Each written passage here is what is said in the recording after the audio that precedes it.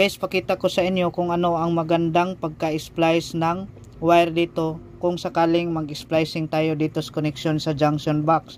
So ganito ang gawin nyo guys, kapag dalawang wire ang guys, so ang gawin natin ay ikis natin to. Yan, dapat pantay dito. Kapag naikis na yan natin guys, so kuha tayo ng plies. Yan.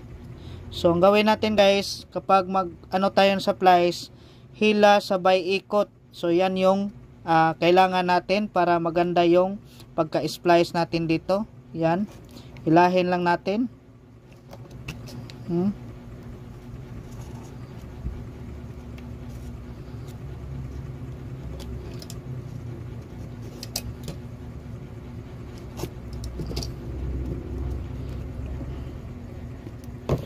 So ayan na guys.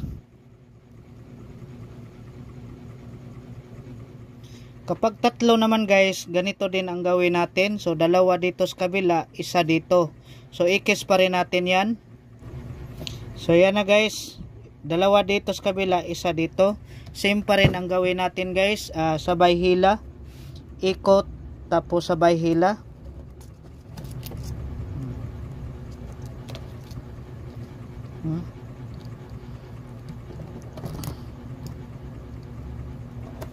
Yan. Hilahin lang natin.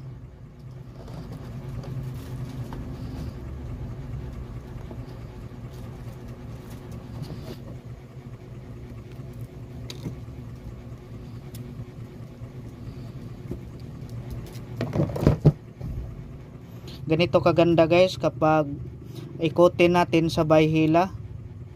Next ay apat naman na wire ang i-splice natin guys. Ganito ang gawin natin guys. So apat na wire to. So tagdadalawa ito. Yan. Kapag nadalawa na natin yan guys, i-ano natin ng formang X.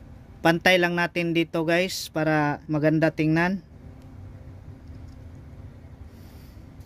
So yan na guys. So nakaporma na siya ng X.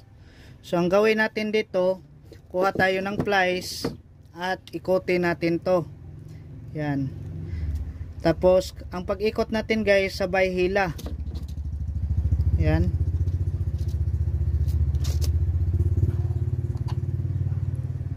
Hilahin lang natin hanggang maganda na yung labas ng pagka-splicing natin.